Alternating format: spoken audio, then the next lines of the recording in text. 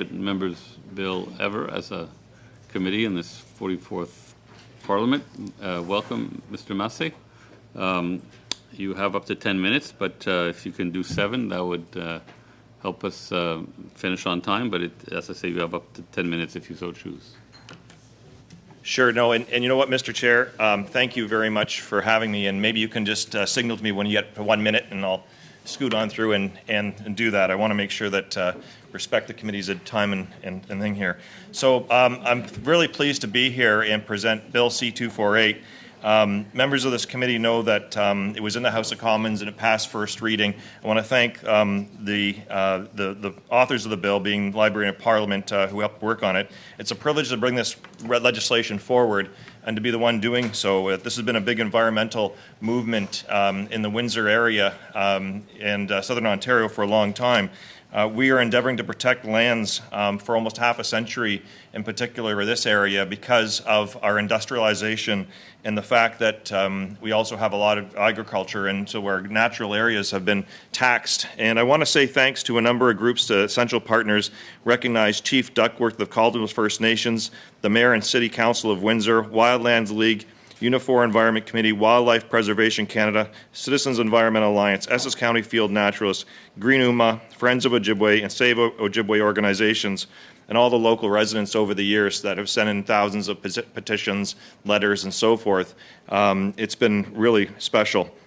The proposed Ojibway National Urban Park here in Windsor, Ontario, is part of a traditional territory of the Three Fires Confederacy of First Nations that includes the Ojibway, Odawa, and Potawatomi, and with long respecting relationships of First Nations. In fact, it's the oldest European settlement, and we're right next to it. It's west of Montreal, with over 300 years of Francophonie settlement as well, too. It's where the War of 1812 was fought. It's where the Underground Railroad was.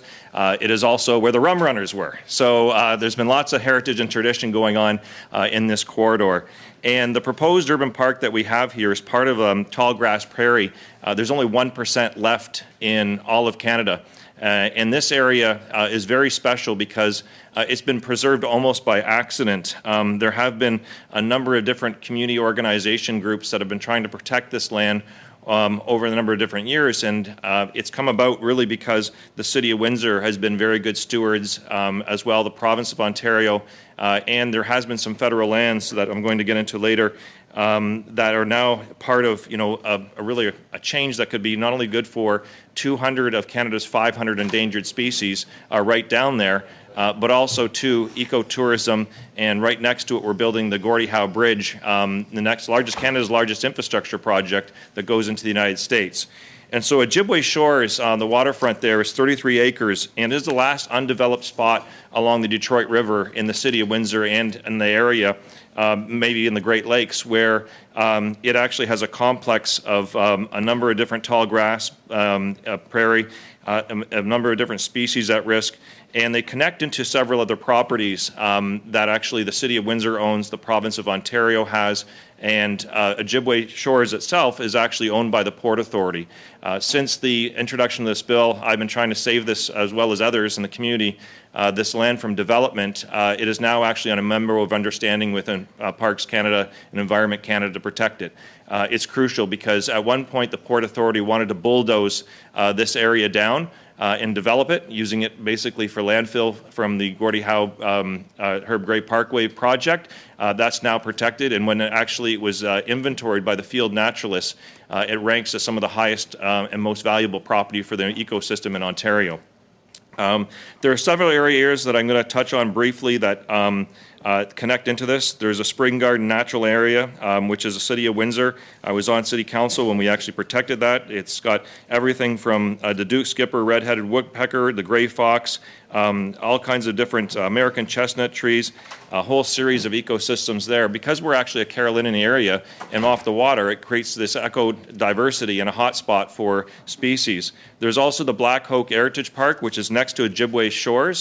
So the Ojibway Shores is right on the waterfront. Then Black Oak Skyhook Heritage, the City of Windsor property, is right next to it. So we have the port property right next to the city property, but there's no management system there that's in together. And they actually has a savanna, a woodland species, and actually has some of the best chestnut groves that are left over in Ontario. Next to that is a tall grass prairie heritage park, where there's actually a number of different things that are in there: the red-bellied snake, Butler's Gartner snake, eastern fox snake, and common park reptiles are there. And at 1977, they found species that they thought were actually extinct in Canada that are actually still there, and that connects it as well too. Then we have Ojibway Park, and Ojibway Park is next to it and actually has an excellent nature center. So I think you're getting a theme here, is that we have these little plots of land that are owned by different people and different groups. And so this actually has a nature center, walking trails, beautiful ecosystem. It's also had some private areas given to it from the former raceway with the Tom Joy. Next to that, we have Ojibway Provincial Nature Reserve, which is next to that. And there's more rare plants per hectare there than anywhere else in Ontario. And so that's really cool in itself, if you ask me, in terms of what we have around ourselves there. But what's really even special, and why I think this is different than the other urban parks that are being considered, is right across the river is, in the United States, is the Detroit River International Wildlife Refuge, which is the only one that they have over there. So across in the United States, if you saw the area, you see on the Canadian side, we have the Bruno Bridge being built. Then we have a swath of green, patchy territory that needs to be connected and managed. On the U.S. side, if you're a fan of Lord of the Rings, with Zug Island, it looks like Mordor. It's not very attractive, but there's also another community that's getting revitalization called Delray, which is exciting too, because Sandwich and Delray, Sandwich Town where I represent, is one of the poorest places in Canada with child poverty. Again, I mentioned the rich tradition that it has in the past with the War of 1812 and the Rum Runners and the Underground Railroad, all those things. But right now, it has some of the highest child poverty, has some of the biggest challenges with the environment, because it's pinned down in this border area from the Ambassador Bridge on one side, a railroad track on the other, and the Detroit River on the other. So it's an exciting renewal opportunity that we're pleased about. And then with the Detroit side, they are putting a lot of money into the Humberg Marsh and a whole bunch of ecosystems. So what this means is this property is now a conduit for keeping things together and for species to migrate and move. So about 12 years ago, local residents fought to keep Ojibway shores from being bulldozed. There's a long story behind that. I won't get into that. Next to it, again, is the Gordie Howe Bridge that's being built. That's actually going to come online in a couple of years. It's exciting. That's been a real fight. And that's actually a good example of doing things right. When I first got here, nobody wanted to build another bridge. It was seen as excessive. It was seen as not needed. We're doing it right. It's a fantastic project that was actually started by the Paul Martin with the original, actually John Kretchen with the original Let's Get Windsor Moving Fund for $200 million. And then later on, it was actually finalized with Stephen Harper's government. It did a terrific job of making sure it was done correctly, because there was a lot of private interests against this. And now it's all unified everybody. And it's a huge thing, win for our environment and for our economy. And that's right next to it. And then so what happened in 2017 is, after we stopped the destruction of the Ojibway shores, the Port Authority did change their mind, let people on board onto the site, and there's like 10 criteria of Ojibway shores to find out whether it's environmentally significant. One is good enough. They had 9 out of 10. And I won't list them all because we don't have time, but it got 9 out of 10 because of the way that the ecosystem is and because of our Carolinian background. So I've been on about this for a long time. We've had a town hall in 2019 where I invited not only just the residents, but we also brought in Caldwell First Nations, the Wildland Leagues, a number of different Americans, even actually American state and federal officials came. So we've had a really good positive input with that. And we've held it up with another town hall meeting just recently as well, too. In fact, even when the Prime Minister was down in Windsor in 2020, he said to the union leaders at that time that he supported an urban park down there. So that was good. So in 2021, I introduced C-248 as a bill because there had been discussion of some new urban parks that might come online, but what we wanted was simply what's been done for every other national park to date, is that it actually has its own legislation, just like a bridge or a border crossing.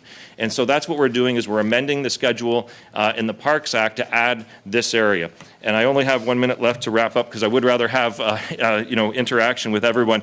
But one of the good news things that happened is, since introducing the bill, that's actually triggered the memo of understanding for the Ojibway Ojibway shores to be protected from the Port Authority. So that happened since then. Parks Canada, to their credit, they were opposed to co-management with Caldwell First Nations at first, have now changed positions, and co-management, which is becoming the norm with First Nations, is important. And I'll finish with this is really kind of one of the most wonderful things we've seen happen out of this entire endeavor. Caldwell First Nations, a brief history as I wrap up, they originally were supposed to get Point Pelee after the War of 1812. They were burned out of their properties, and they were actually then shunted around for a number of different years. They finally reached a settlement, the first new modern settlement that's actually taken place, and they view this as reconciliation and been full-time partners in this. It's a wonderful story in terms of that, and Chief Mary Duckworth has been excellent with this, and you'll hopefully hear from her later. And I want to say thank you to the committee